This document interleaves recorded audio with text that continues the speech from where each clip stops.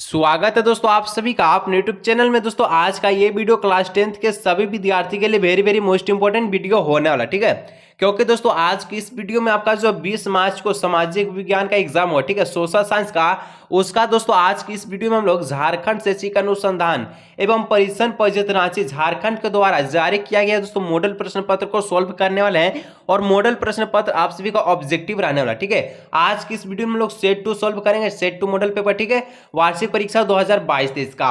और दोस्तों आप सभी को इस चैनल पर जो 20 मार्च को सामाजिक विज्ञान का एग्जाम हो, ठीक है, उसका दोस्तों आप सभी का क्वेश्चन पेपर जल्द से प्रोवाइड कराया जाएगा। तो वीडियो को लाइक करने के साथ साथ, ठीक है, चैनल पर पहली बार आए चैनल को सब्सक्राइब करने के साथ साथ बेल आइकन को जरूर से प्रेस कर लीजिएगा, ठीक है।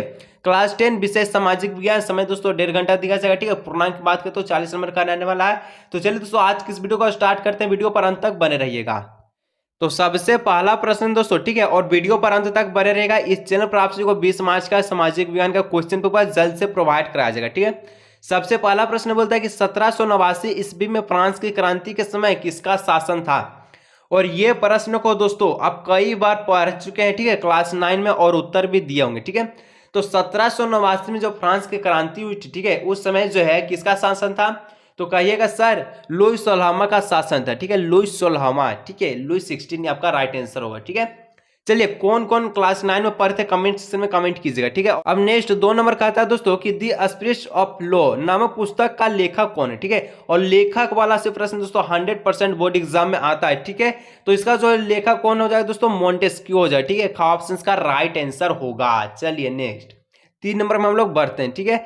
बोलता है 3 नंबर का प्रश्न कि यह किसका कथन है, ठीक है, कि जब फ्रांस छींकता है तो बाकी यूरोप को सर्दी जुकाम हो जाता है। जी हाँ, जब फ्रांस छींकता है दोस्तों तो बाकी जो है, ठीक है, बाकी यूरोप को यहाँ पर सर्दी और जुकाम हो जाता है। तो यह कौन कहा था, तो आपको पता है कि यह सर मेटरनिक्स ने कहा था, ठीक है, का ऑप्शन का राइट आंसर होगा, ठीक है। चलिए और अभी तक वीडियो को लाइक नहीं की, वीडियो को लाइक करके चैनल को सब्सक्राइब कर लीजिएगा। चलिए 4 नंबर कहता है कि जर्मनी का एकीकरण कब पूरा हुआ, ठीक है।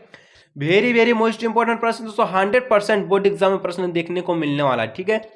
तो जर्मनी का जो एकीकरण हुआ तो ये 1871 ईस्वी में होता है। कब हुआ था, 1871, ठीक है, ऑप्शन का राइट आंसर होगा। चलिए अब 5 नंबर बताइए तो इसका आंसर क्या होगा, फ्रेडरिक सरियू कौन था। जो फ्रेडरिक सरियू था दोस्तों ये कौन था, तो कहिएगा सर मैं पढ़ लिया हूं और ये पहला चैप्टर है, ठीक है। और ये दोस्तों फ्रांसीसी चित्रकार था। कौन था, फ्रांसीसी चित्रकार, कौन, फ्रेडरिक सरियू, ठीक है। और ये टोपियम दोस्तों एक कल्पनादर्श से एक चित्र बनाया था, ठीक है, आपको पता होगा, इस चैप्टर को पढ़ें तो, ठीक है। अब नेक्स्ट दोस्तों 6 नंबर, ठीक है, कि गांधी जी दक्षिण अफ्रीका कब गए। बहुत ही ज्यादा मोस्ट इंपोर्टेंट प्रश्न दोस्तों, जो गांधी जी थे, ठीक है, ये दक्षिण अफ्रीका कब गए, तो 1893 ईस्वी इसका राइट आंसर हो जाएगा, ऑप्शन इसका राइट आंसर। चलिए अब 7 नंबर कहता है कि चौरी चौरा में हिंसात्मक घटना कब हुई, ठीक है। जो चौरी चौरा दोस्तों ये जगह का नाम है, ठीक है, प्लेस का नाम है, ठीक है, कहाँ है प्लेस, कमेंट कीजिएगा आंसर अगर आप सभी को पता है तो, ठीक है। तो ये दोस्तों घटना कब हुआ था, ठीक है, तो ये 5 फरवरी 1922 को हुआ था, ठीक है, 5 फरवरी 1922 का राइट आंसर होगा। चलिए अब 8 नंबर का हम लोग प्रश्न देखते हैं, ठीक है। तो 8 नंबर कहता है कि रोवल एक्ट कब पारित हुआ। वेरी दोस्तों मोस्ट इंपोर्टेंट प्रश्न, 100% बोर्ड एग्जाम में देखने को मिलने वाला, ठीक है। तो रोवल एक्ट कब पारित हुआ, तो कहिएगा सर 1919 में पारित हुआ था, यानी कि ऑप्शन का राइट आंसर होगा। चलिए अब 9 नंबर दोस्तों प्रश्न कहता है, ठीक है, कि वंदे मातरम, ठीक है, वंदे मातरम गीत किस पुस्तक से लिया गया है। तो वंदे मातरम जो गीत है दोस्तों ये कौन से पुस्तक से लिया गया है, आप सभी को पता होना चाहिए, क्लास 10 के विद्यार्थी। तो 2023 में बोर्ड एग्जाम में 20 मार्च को प्रश्न देखने को मिलने वाला, ठीक है। तो आनंद मठ से लिया गया था, कहां से, आनंद मठ इसका राइट आंसर होगा, ठीक है। और वंदे मातरम जो गीत के जो कौन लिखे हैं दोस्तों, कमेंट सेक्शन में कमेंट कीजिए, ठीक है, वंदे मातरम गीत कौन लिखे थे, कमेंट सेक्शन में कमेंट कीजिएगा, देखते हैं कि किनका सही जवाब आता है, ठीक है। अब चलिए 10 नंबर कहता है कि बापू किन्हें कहा जाता है। बापू किन्हें कहा जाता है, आप सभी के बगल में 10 का नोट है, निकालिए, ठीक है, 10 का नोट है, निकालिएगा और देखिएगा कि उसमें एक जो गांधी जी है, ठीक है, गांधी जी है उसी को बापू कहते हैं, और गांधी जी का पूरा नाम महात्मा गांधी, ठीक है, ऑप्शन का राइट आंसर होगा, ठीक है, मोहनदास करमचंद गांधी। चलिए नेक्स्ट अब 11 नंबर कहता है दोस्तों कि समयवत्ता के आधार पर, ठीक है, संसाधन कितने प्रकार के होते हैं? तो समयवत्ता के आधार पर दोस्तों संसाधन 2 प्रकार के होते हैं। कौन कौन? तो नवीकरणीय और अनवीकरणीय। नवीकरणीय किसको कहते हैं? तो जिसका दोस्तों हम लोग पुनः उपयोग कर सकते हैं। अनवीकरणीय किसको कहते हैं? जिसका सीमित भंडार होता है। बहुत बढ़िया, चलिए इतना पता है दोस्तों।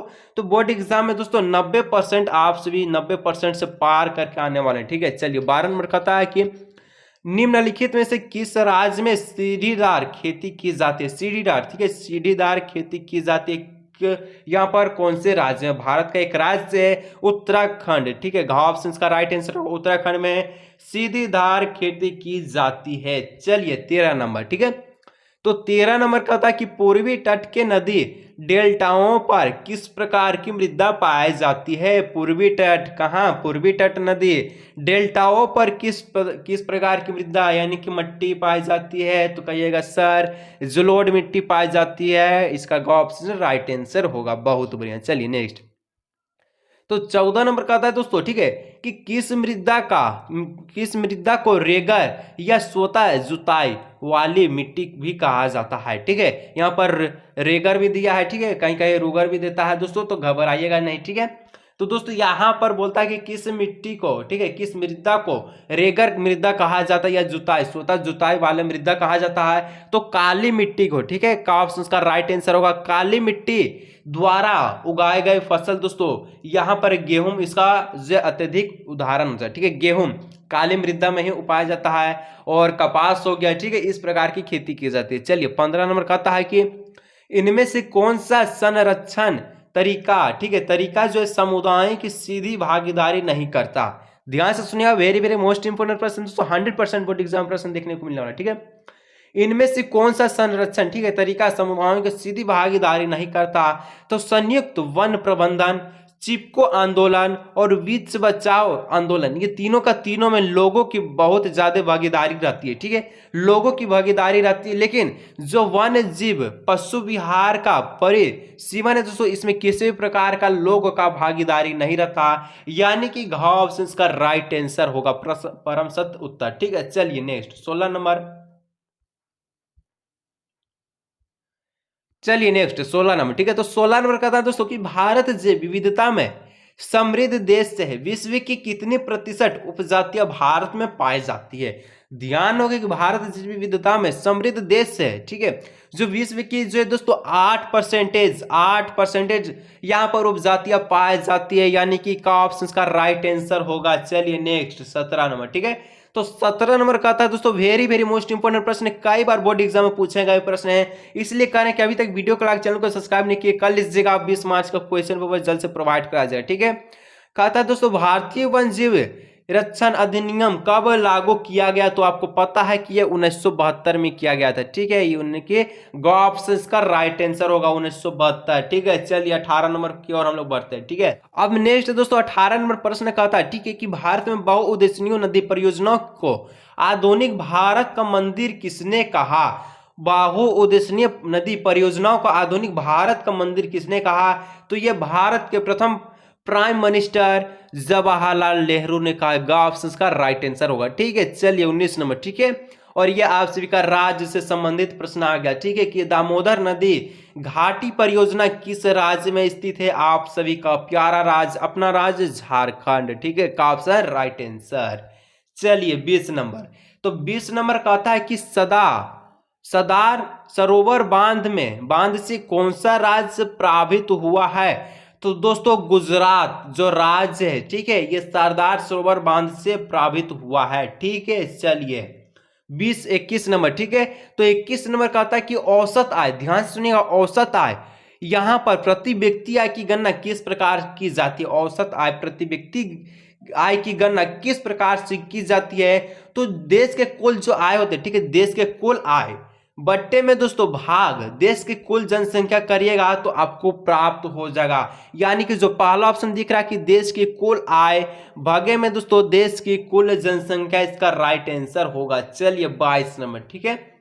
तो 22 नंबर का प्रश्न कहता कि विभिन्न देशों के वर्गीकरण करने के लिए विश्व बैंक किस मापदंड का प्रयोग करता है? तो ये दोस्तों ठीक है, ये आपका प्रति व्यक्ति आय इसका राइट आंसर हो, क्योंकि जो विभिन्न देशों वर्गीकरण करने के लिए विश्व बैंक, ठीक है, प्रति व्यक्ति आय मापदंड का प्रयोग करता है। यानी कहने का मतलब है कि इसका का ऑप्शन राइट आंसर होगा। चलिए 23 नंबर का प्रश्न कहता है कि नवीकरणीय संसाधन का उदाहरण है। नवीकरणीय संसाधन का उदाहरण है, और नवीकरणीय संसाधन किसको कहते हैं? जो कभी समाप्त नहीं होता, ठीक है। तो यानी कि यहाँ पर ऑप्शन जो दिख रहा है भूमिगत जल, इसका राइट आंसर होगा। जो आप जल का उपयोग करते हैं ये पुनः जमीन में चली जाती है, ठीक है, और जमीन से दोस्तों पुनः आप सभी के पास उपयोग आते हैं, ठीक है। यानी कि पुनः जिसका उपयोग कर सकते हैं उसी को नवीकरणीय संसाधन कहते हैं, ठीक है। चलिए 24 नंबर। तो 24 नंबर का प्रश्न है कि लोगों के विकास के लक्ष्य डैश होते हैं। जो लोगों को विकास के जो लक्ष्य है दोस्तों ये अलग अलग होते हैं। क्या होते हैं? अलग अलग, और परस्पर विरोधी भी होते हैं, ठीक है, भिन्न या परस्पर विरोधी।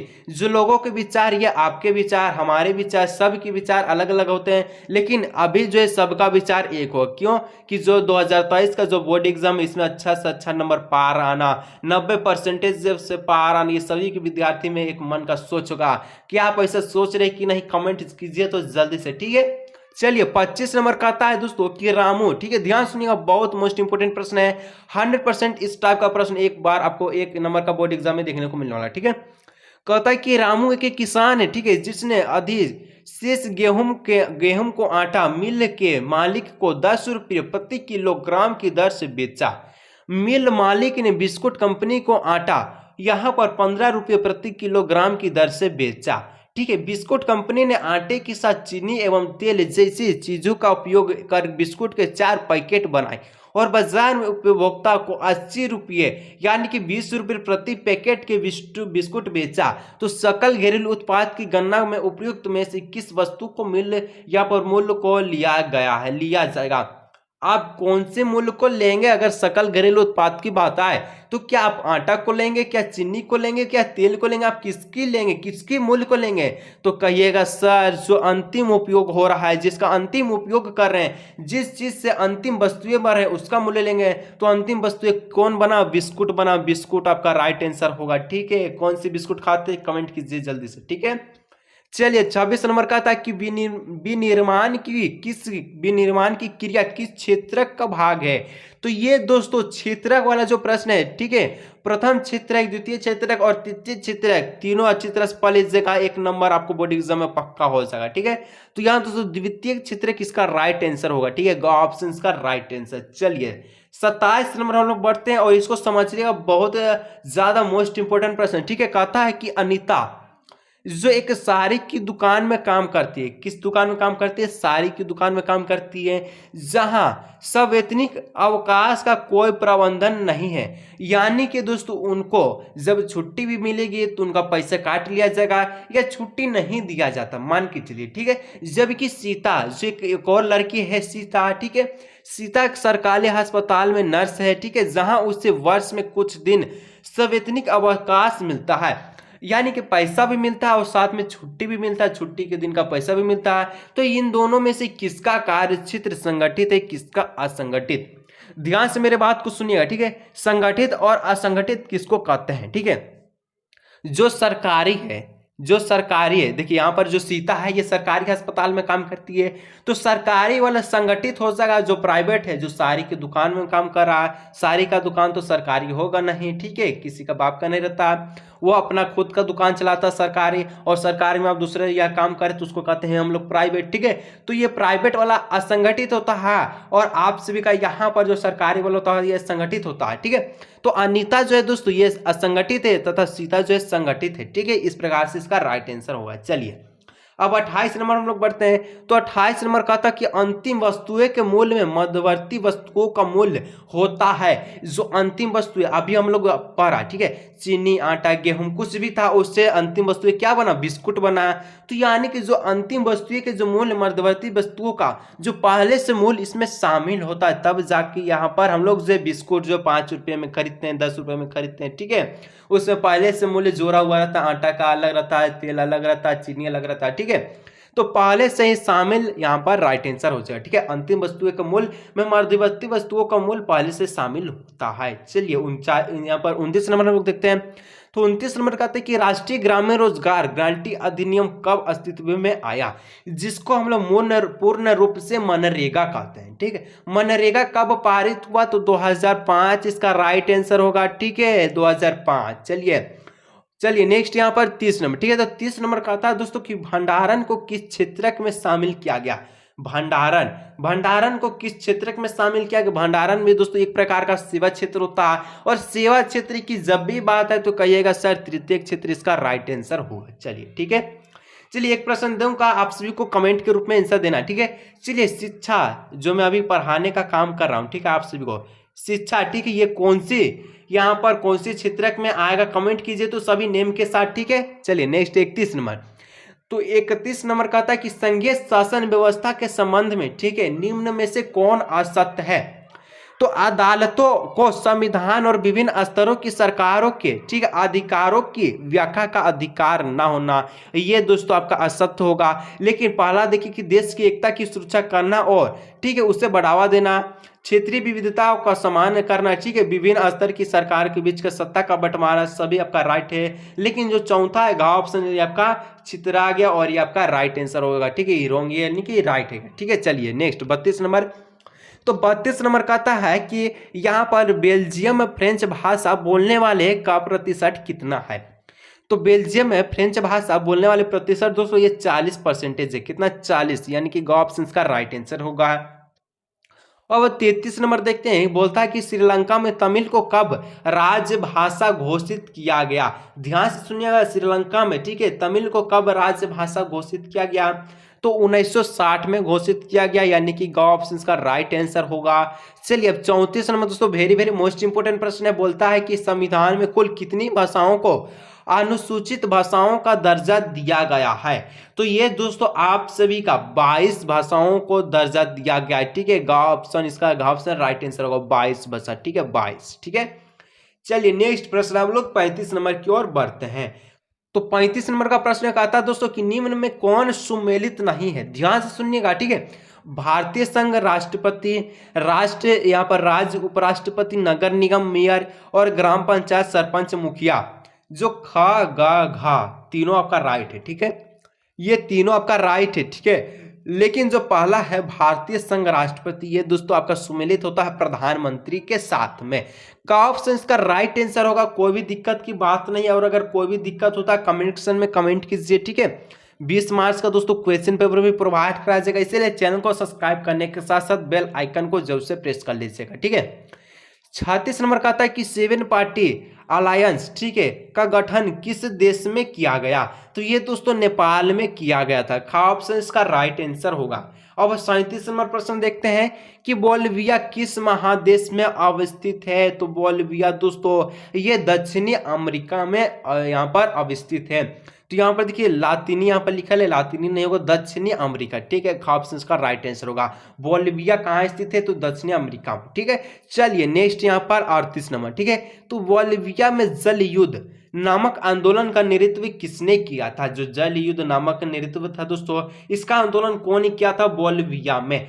तो यहाँ दोस्तों कौन किया था, फेडेकोर किया था। का ऑप्शन का राइट आंसर होगा फेडेकोर। ठीक है, चलिए नेक्स्ट 39 नंबर कहता है इनमें से कौन सा कथन असत्य है। असत्य वाला बात है। चलिए हम लोग सभी ऑप्शनों को अच्छे से पढ़ते हैं। का वाला कहता है कि राजनीतिक दल, ठीक है, राजनीतिक पक्ष लेते हैं, जबकि दबाव समूह राजनीतिक मसलों की चिंता नहीं करते हैं। पहला बहुत अच्छी है, सही है।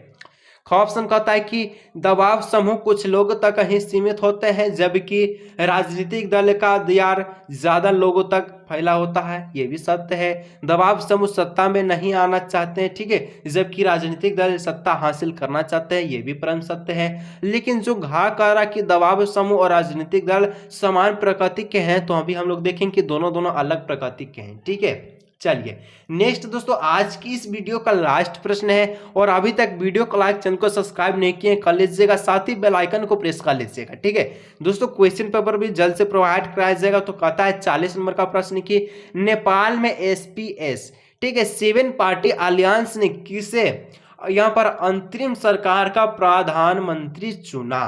तो ये दोस्तों राजा वीरेंद्र जी को चुना। और कौन वाला सही होगा, तो कहिएगा सर गा वाला सही होगा। और इस प्रकार से दोस्तों आज का ये वीडियो समाप्त हुआ। ठीक है दोस्तों, अभी तक वीडियो को लाइक, चैनल को सब्सक्राइब नहीं किए थे कर लीजिएगा। चले दोस्तों इसी तरह हम लोग मिलेंगे अगले नेक्स्ट वीडियो में।